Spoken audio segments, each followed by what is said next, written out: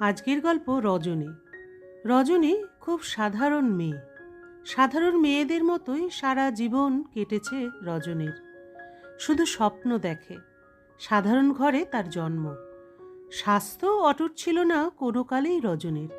দেখতেও সুন্দরী ছিল না। পাত্রপাত্রী কলমের ভাষায় মধ্যমা শিক্ষিতা। তবু রজনী স্বপ্ন দেখত সুখের, স্বাচ্ছন্দ্যের। ছোটবেলায় যখন স্কুলে পড়তো, কি ফুর্তিতেই না কেটে যেত দিনগুলো রজনীর। মা কাছে ডেকে বসাতো, যত্ন করে চুল বেঁধে দিত। স্কুলের বাস এসে পড়লে ভালো করে খাওয়া হবে না বলে নিজেই বারবার ঘড়ি দেখত। সময় থাকতে সামনে বসিয়ে খাওয়াতো আর বলতো, আর দুটি ভাত নিবি না রাজু? মা আদর করে অনেক সময় ডাকতো রাজু বলে। সত্যি তখন মাকে কি ভালো লাগতো যে, আবার মাঝে মাঝে ভালোও লাগতো না। কখনো রজনীর মনে হতো, আমার যেন এতটুকু স্বাধীনতা নেই। একটু ময়লা জামা পরলে এমন কি মহাভারত অশুদ্ধ হবে? সময়ে ভাত না খেলেই কি নয়? চুলে তেল না দিলে কিংবা চুল ভিজে থাকলে এমন কি অপরাধ? তারপর একটু একটু করে রজনী বড় হলো। আর আশ্চর্য, রজনী দেখলো মায়ের ব্যবহারে কি অদ্ভুত পরিবর্তন। আগে মনে হতো মার এত যত্ন যেন অসহ্য। এখন মনে হলো মা কি একটু ভালোবাসতে পারে না আমাকে? যত্ন পেতাম আগে, এখন পেলাম শব্দ শাসন। কথায় কথায় মা শোনাতো আমি তার গলায় লেগে আছি, অর্থাৎ মা তখন রজনীকে পার করার কথা ভাবছে দিনরাত। পার করার পথটা খুঁজে পাচ্ছিল না বলেই সব দোষ এসে পড়তো রজনীর ঘাড়ে। রজনী নাকি সভ্যতা জানে না, দেখতেও ভালো নয়, কপাল নিয়ে আসেনি। এই সময় ভাগ্যিস রজনীর দাদার বিয়ে হলো। বৌদি এলো ঘরে। রাঙা টুকটুকে ফর্সা চেহারা, এক গা গয়না, শরীর স্বাস্থ্য চমৎকার। সবচেয়ে বড় কথা বৌদির মিষ্টি ব্যবহার। দুদিনেই রজনীকে আপন করে নিল। শুধু তাই নয়, একে একে রজনীর কাজগুলো কেড়ে নিতে লাগলো বৌদি। প্রথম প্রথম রজনী আপত্তি করত। ওই যে রজনীর স্বাস্থ্য ভালো ছিল না, তাই ঘর সংসারের কাজ করতে রীতিমতো কষ্ট হতো। তবু না করলে কে করবে, তাই করতে হতো সব কিছু। রান্না থেকে পরিবেশন, ঘর ঝাড় দেওয়া থেকে মশারি খাটানোর কাজগুলো বৌদি নিয়ে নিল। আর ক্রমে বৌদি যত পুরনো হয়ে যেতে লাগলো, রজনী দেখে কাজ না করায় অনেক সুখ, অনেক আরাম। দু একটা কাজ করতে হলেই মুখ বেজার করত। এদিকে তখন দু একজন করে মেয়ে দেখতে আসছে। মার এবং বৌদির নির্দেশ মতো রজনী সেজে গুজে তাদের সামনে গিয়ে বসছে। পরীক্ষা দিচ্ছে।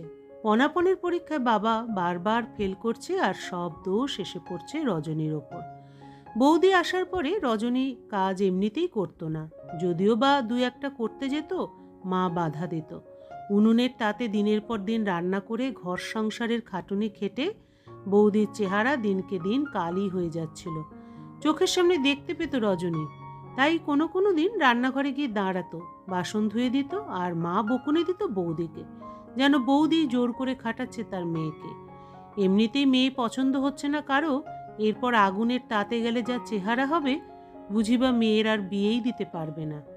রজনী কিছু বলতে পারত না, কারণ ধমকটা যদিও বৌদির উদ্দেশ্যে, তবু তার মধ্যে রজনীর বিরুদ্ধেও একটা হুল উঁচিয়ে থাকতো কথাটায়। রজনী জানে সে দেখতে সুন্দরী নয়, কপাল মন্দ, ভব্যতা শেখেনি।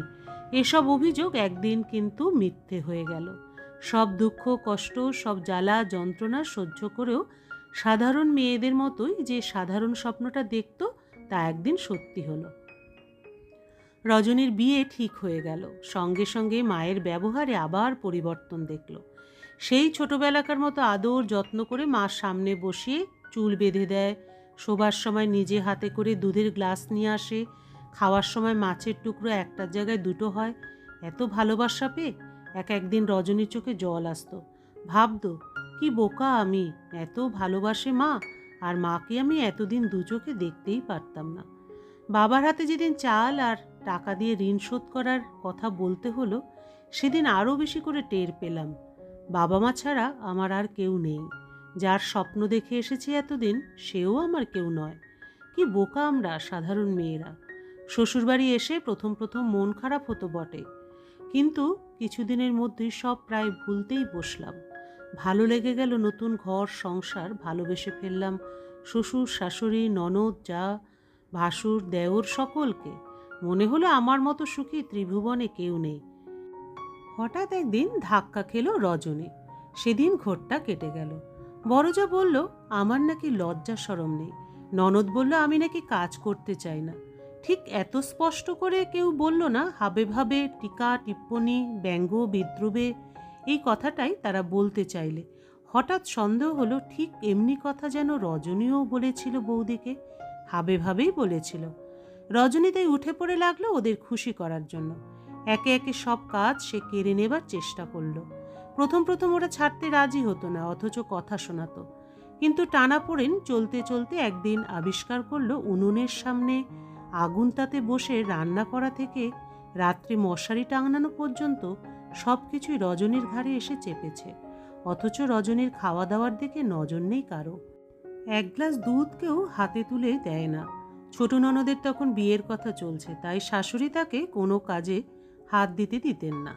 বড়জা গেলেন বাপের বাড়ি তার ছোট ছেলের জন্য একটি ভাই কিংবা বোন আনতে। বড় ননদ ফিরে এলেন শ্বশুর বাড়ি থেকে বাপের বাড়িতে 2-10 দিন জিরিয়ে নেবার জন্য। শাশুড়ি তাদের জন্য দুধের বরাদ্দ করলেন, নিজে বসে খাওয়া দাওয়া তদারক করতেন। রজনী মনে মনে ভাবে আমিও তো একা মানুষ, এত বড় সংসারটা সামলাতে গিয়ে হিমশিম খেয়েই শুধু ক্ষান্ত নই, কথায় কথায় খোটাও খাই। বাপের বাড়ির শীতের তত্ত্ব কেন ভালো হয়নি, মাছের ঝালটায় নুন কেন বেশি হলো, দুধ কেন ঢাকা দিয়ে রাখিনি, প্রতি মুহূর্তেই কথা শুনতে হয়। রজনীর বেশ কিছুদিন ধরেই শরীরটা খারাপ যাচ্ছে, আর ততই মন খারাপ হতে শুরু করে। আয়নায় একদিন দেখলো বিশ্রী রোগা হয়ে গেছে, চোখ বসে গেছে, রঙও এতটা কালো ছিল না তো।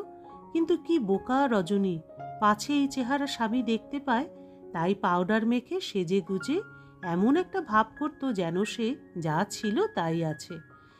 2-1 জন বেড়াতে এসে বলতো, এ কি তোমার চেহারা এত খারাপ হয়ে গেছে কেন রজনী? আমি হাসতাম, কিন্তু মনের ভেতরটা গুমড়ে উঠত। ভাবতাম কথাটা আমাকে না বলে শাশুড়িকে বলে না কেন? তাহলে হয়তো দাদা একবার দেখা করতে এসে ওই কথাই বলল। তারপর বাবাও এলো একদিন, এসে শাশুড়িকে বলল আপনাদের অমত না থাকে তো ওকে একবার নিয়ে যাই, অনেকদিন যায়নি। শাশুড়ি অমত করলেন না। বাপের বাড়িতে ফিরে এসে স্বস্তি পেল রজনী। হাত পা ছড়িয়ে এবার একটু জিরিয়ে নিতে হবে, রুগ্ন শরীরকে এবার একটু সুস্থ করে তুলতে হবে।